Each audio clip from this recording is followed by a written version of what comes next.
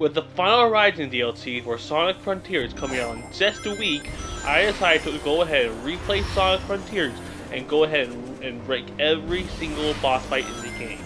That includes the 18 Guardians, 4 Titans, and the final boss. I'll be ranking these bosses based on difficulty, their mechanics, and how fun they are to fight. Now, there will be spoilers in this video, so if you haven't played Sonic Frontiers, go ahead and click off the video, and then come back after you've played the game. And all these bosses were fought on hard mode. If you end up enjoying this video, why not subscribe? I'll be playing the Final Horizon once it comes out next week. So, let's get started.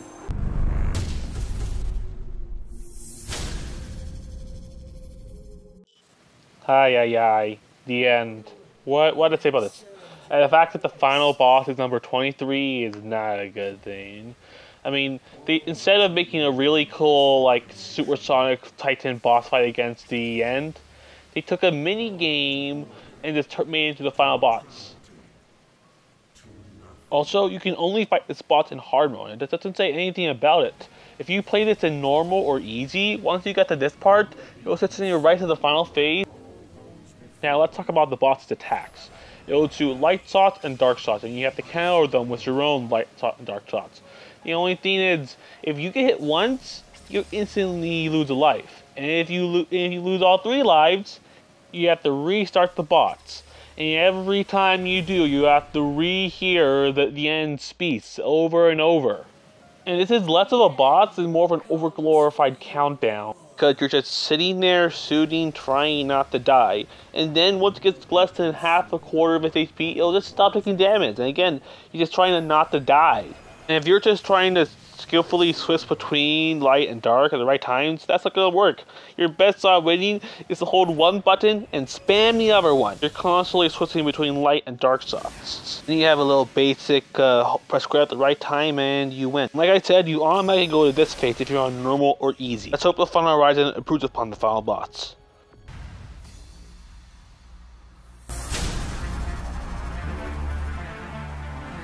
The tower, I feel like, has a really basic design. I mean, it's literally just a pole and it's a literally big stick, you know? And the moves aren't that crazy. It just shoots bullets, like, well, I don't know what those are, but it's just like missiles. You just go up, punch them, and just keep on punching. Not a lot going on for this boss. Ninja is the first Guardian you face in Sonic Frontiers, and while I know it's the first, Guardian, so it's going to be easy, it could be at least be, not too easy, even on hard. Ninja is just really easy to defeat, and you can easily just parry their attacks, unless you're me, of course. Also, both Ninja and the Tower both have a lot of reskin Guardians, so we're going to be here for a while.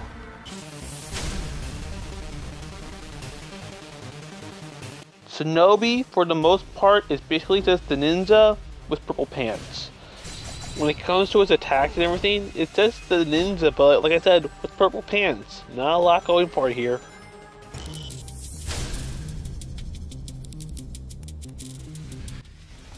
The excavator fights pretty much the same way as the tower, only it'll do 3 bullets, or still I don't know what that's are at a time, instead of just 1. And it'll play out pretty much the same way. You'll fight it, you'll cycle around it, and you get up to the top. Just another tower.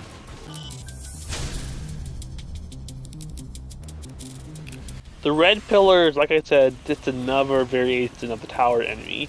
This one will shoot 3 bullets, and sometimes it can sound these lasers. And when it'll start moving around, it'll, extend its, claws to make sure you can't damage the sides. Still, very basic enemy.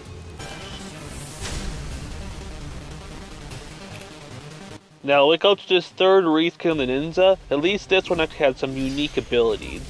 Kanuchi will have the ability to teleport around the stage, making it so you can't fight them, which makes it a lot more unique to its counterparts. And, it's not an easy one either. Like I said, the teleporting can be very annoying, and the constant slashing is one of the better ninjas variants. The Silver Hammer is the best variation of the other tower enemies.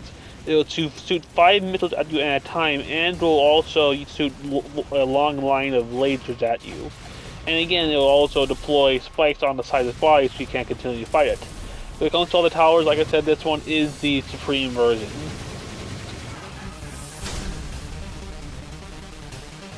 Master Ninja. Hence the name, this is the best version of the ninja enemy.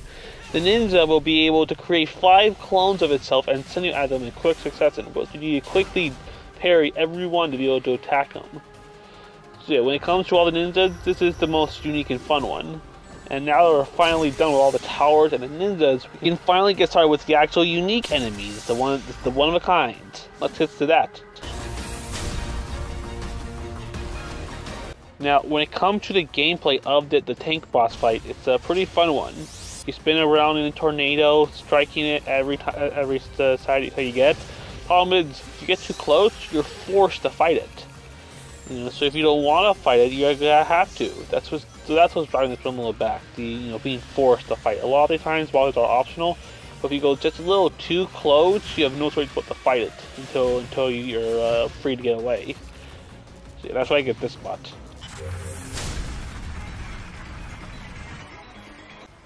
The caterpillar is the same as the tank. You get too close and you're forced to fight it. When it comes to the actual gameplay, it's fun. You go around the grind rails collecting the blue orbs. Once you collect enough, you'll be able to break free of the grind rails and be able to start fighting the bots. While doing so, the caterpillar will defend itself by constantly trying to run away and shooting legs at you. This isn't an easy boss. I died on it a couple times. It would probably be higher, but like I said, being forced to do it if you get too close, it brings it down. This is the last boss where if you get too close, you have to do it. And this is the best out of these 3. The sumo will spawn a ring around you, and you have to side loop it. Once you do that, the sumo will get inflated, and once you attack it, you'll get knocked into the ring. On the second phase, the sumo will start sending its arms around to block you, but they're not that hard to avoid. So, after you do that, the boss is finished, and it's a pretty good one. Like I said, it does have the whole, it forces you to if you get too close.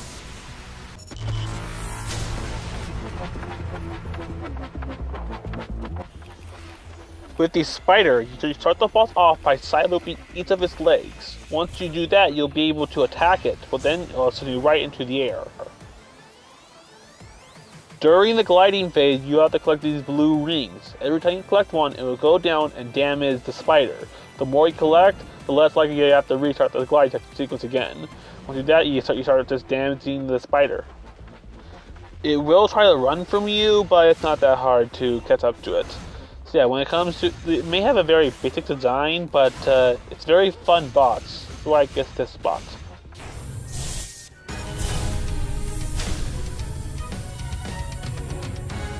The Fortress. Well, so during this, when I was going to the spots, a starfall happened and the sloth started, so now that's in the way. Thanks, game.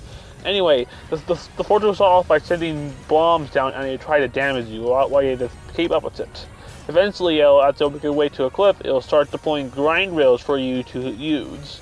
While you are grind railing, it will send like lasers down the rail to try to damage you.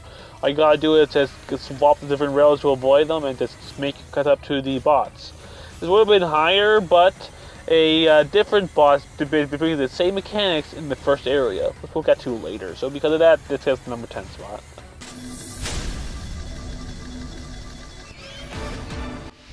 The Strider will start off by sending rings of grind rails around you. Once you get on them, it'll show you what you have to do with the bots. Get all around them and finish the blue lines for each one. In the first phase, the Strider will shoot a laser across the ring to try to damage you, but it's pretty simple to dodge.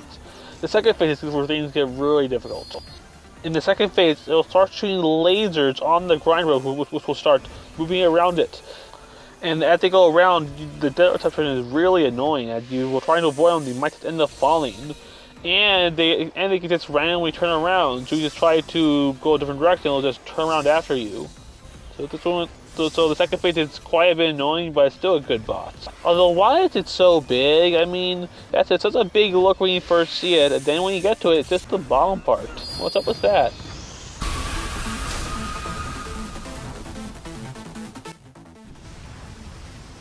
The start, it's a high-paced fight. As you'll be constantly going fast around the arena. It'll start off by at least be on the sound, with then you'll be able to grab his tail. As you hold on to it, you have to do quick time events to be able to hang on. And then eventually you'll be able to strike it once you get close enough. In the second phase, it will start shooting missiles, but this is basically the same thing as the other Dragon. You just do the L at the right time and we avoid them. So yeah, the Sarkis are pretty invisible bots.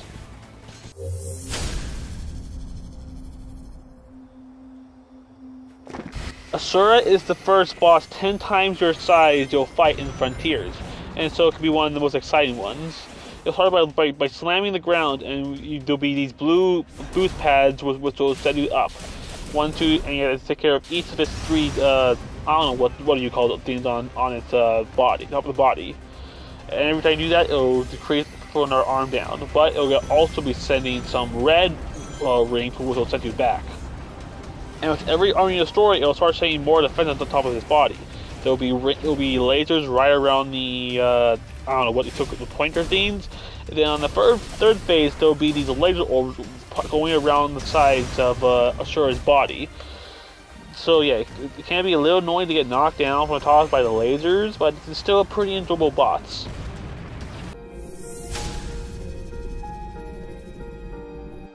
Supreme is the final boss before you face the end in Sonic Frontiers, but for being a pretty lackluster final boss, I still find it pretty fun. I still find it really satisfying to just go around all these blue lights, especially with the final phrases.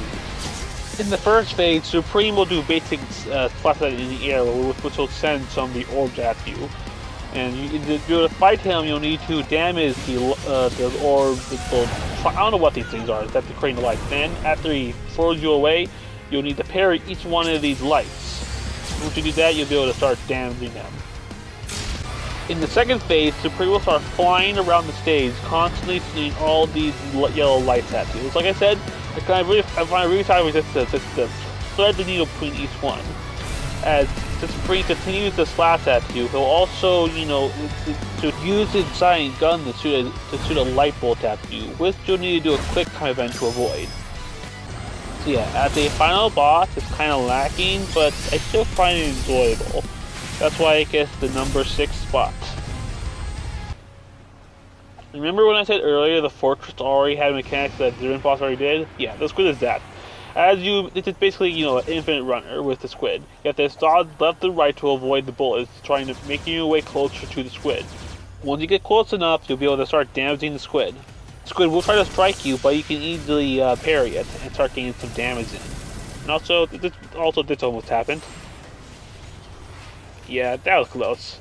Yeah. The Squid is a pretty fun boss fight, which is why it gets into the top 5. Now, on to number 4.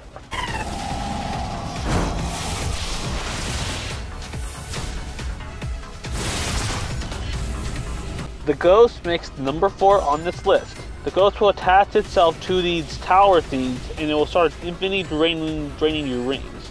The zombie will have to use Psylocke against the tower, pole, whatever this thing is, to damage it, which will then send Shockwave back to the Ghost. And then it'll keep doing that to destroy every one. Now, the unique thing about this boss is that usually all the Guardians, they have multiple spawn across every island. So it doesn't really matter where you fight them though, because it will all be the same fight. But with the Ghost, every location is unique, because every location will have a different set of grind rail challenges. So this makes it special to every one. And it's important. Like, this is a really fun boss. Like, it's mechanics and everything. It's music too. It's just a really unique and fun boss that you want to do, even if you don't need the gears for it. And that's why Ghost gets number 4 on this list. It's just a really awesome and fun boss fight,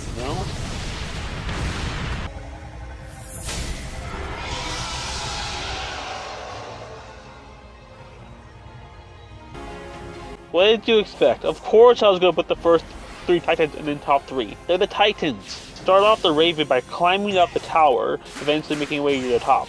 Before being able to actually fight the Titan and get the Chaos Emerald, you'll need to go across its obstacle course, similar to the Squid. As you'll make your way across, you have to dodge the bullets and hit the little laser things that go across the gaps. Once you get to the end, you'll be able to grab the Chaos Emerald and start fighting the boss. You know this boss is going to be good when you start hearing the music. In this fight, you'll be in a force-like position going flying around the side of the map, chasing after the Raven. It will constantly shoot missiles at you, which you can parry to stagger the boss, allowing you to damage it. But first, the boss will try to attack you, but then you'll parry, and then you'll be right and ready to start damaging the boss. Eventually, it'll try striking you again, and if you parry it, you'll be able to do an animation where Sonic grabs the boss and just yeets him at the mountain. The second phase is where things really heat up. Just watch.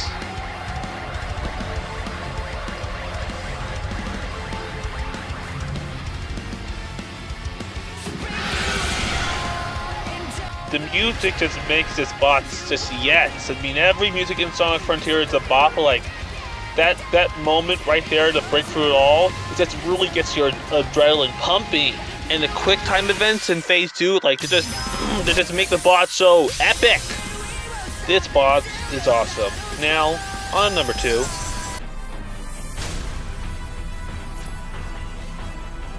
Number 2 on the list, the Knight. In the climbing phase, we'll have to dodge the attacks from his hand and make our way over to his hand to go on the grind rail to get up to his head. And once we get that Chaos Emerald and we hear those words, "We won't back down," that's how you know it's going to be a good fight.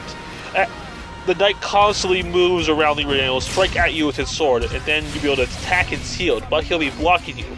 At the end, he'll throw you back, he'll throw his shield at you, he'll do the whole animation, and then as you're riding it, he'll be sending a barrage of missiles at you while you try to get closer to attack him. And while you're doing this, right by the phase of the boss, you'll be hearing the line, "Will the whole world roar your name?" Like, it's amazing! As he's feel the satisfying attacking his face with that its own shield, then you can start beating him up in his own face and being his ugly face with that big old scar on it. And I like the top I mentioned the music. As always, the music in parts are insane. Like, "Will the whole world know your name? We dance with destiny." It's insane. Like, who would go this hard with these boss fights? And these special attacks you do, it just makes these bosses look so amazing and unbelievable and adrenaline pumping. Then in the second phase, the Knight will constantly be going around the arena trying to avoid you as it spins its shield around and around. And one thing that we realize is that, you know, the Knight's actually trying to avoid you and stall you out, but if you realize that it can't beat you, you have to stall you out until you run out of rings. So of course you have to hit this shield and knock it into the Knight to be able to damage him. Once the Knight is low enough, he'll unleash his desperation move, where he'll send his sword at Sonic and try to pound him into the mountainside. And you'll have one last quick time event to be able to beat this boss.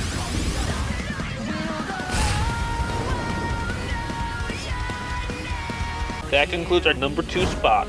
So Knight is an amazing boss fight, but he's not number 1. If you play Sonic Frontiers, you already know what it is. Let's not waste any more time.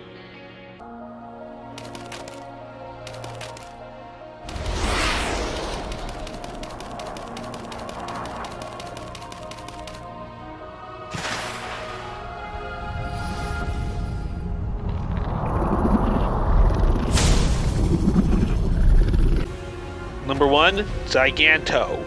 What I'd say about this boss?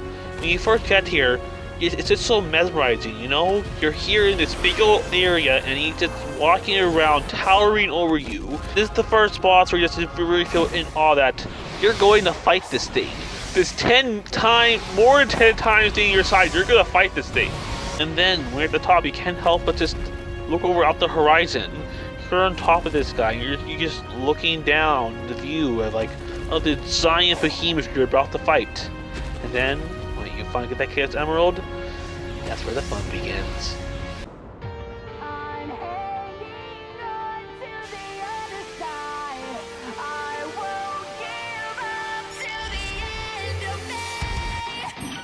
This boss, this music, this is insane. From the moment you hear that first line, you know things are going to be insane.